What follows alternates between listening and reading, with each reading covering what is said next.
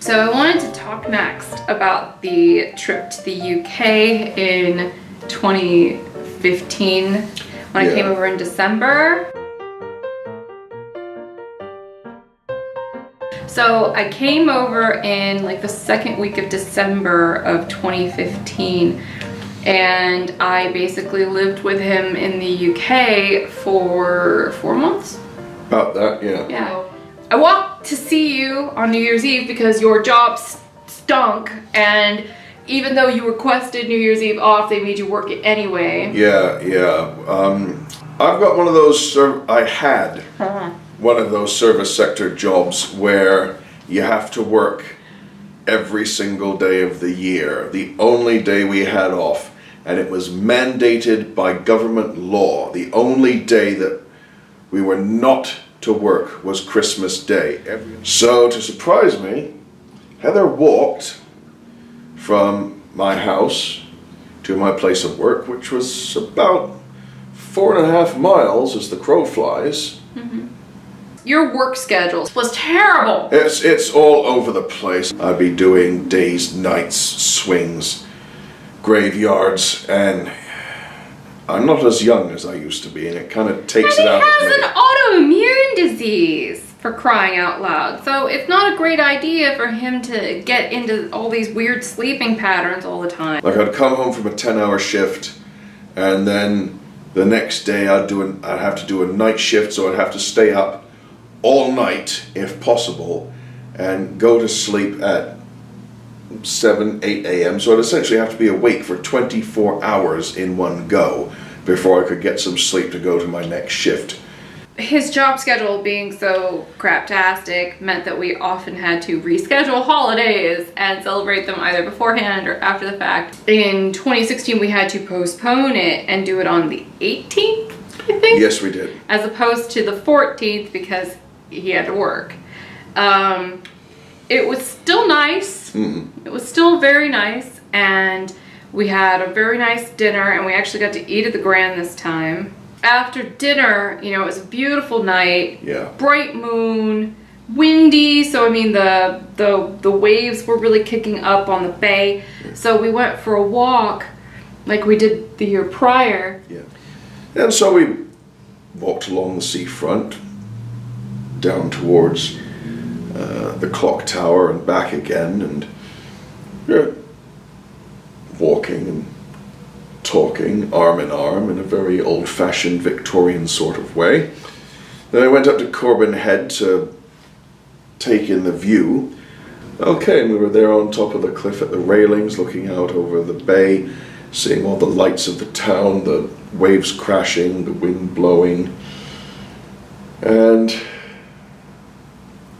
I put my arms either side of you to prop you up against the railing, and just started whispering little sweet nothings in your ear.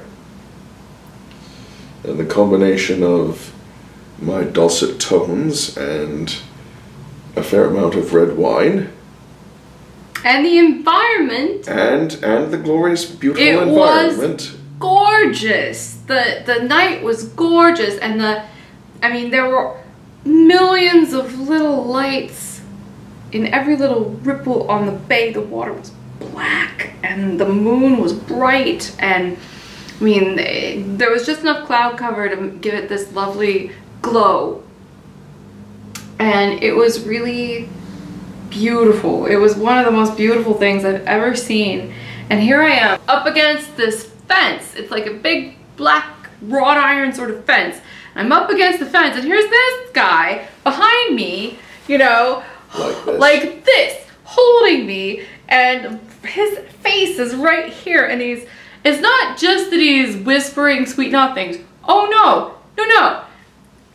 This man can talk mellifluously? God, you talk like you're someone from the pages of a Harlequin romance novel. Like, he could come up with the most beautiful stuff. It's just glorious. Like, it just can't, gosh, it's hard to explain what you come up with. It's gorgeous, and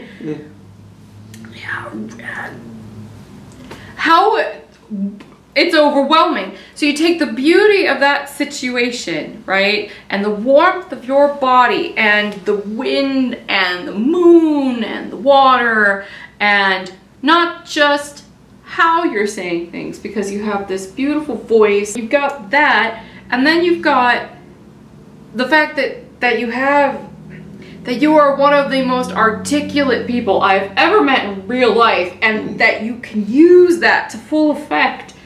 I lost my balance. I literally went weak in the knees and I fell, but I didn't fall. Like, he was right behind me, so I just kind of went, into him. Did you feel that? Yes, I did. Your head went back and you just sort of slumped back against me. I swooned. You swooned. You made me swoon. Literally, and I don't use that word often or lightly, unlike some English people, she literally swooned. I did. I would have fallen on my ass if you were behind me. So romantic. It was romantic. Like, all the most romantic moments of my life have been with you. It was really amazing, just this moment.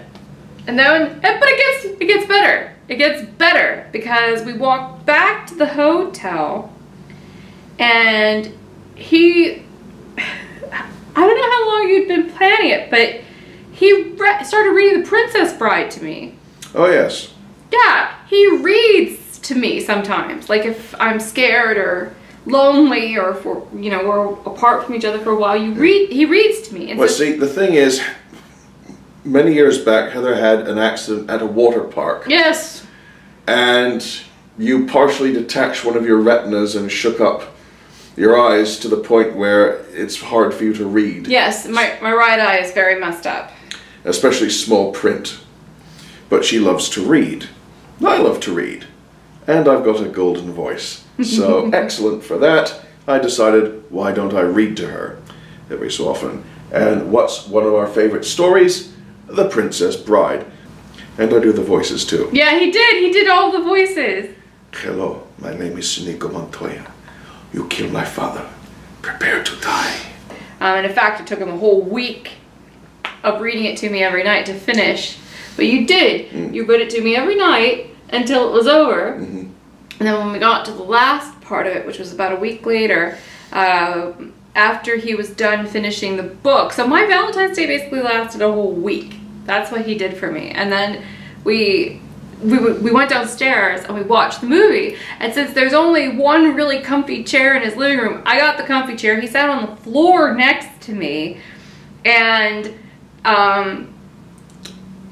it was just really sweet. And and afterwards, you sort of, there's this really mushy song that the guy from Dire Straits wrote that plays at the end of the movie, and you just kind of like, yeah, you sat there and stared at me, and we stared at each other. There's lots of staring going on.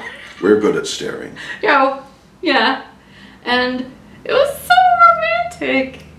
It was wonderful. Like, I never thought in a million years that I'd be the kind of person that would experience something like that, or that people like you actually wander freely among us. I adore you. Too. So yeah, that's a thing we did, and it was nice, and he's wonderful. Well, so are you. You wouldn't be going through all this or putting any time and effort into it if you weren't. You are unique. You are wonderful, and I adore you.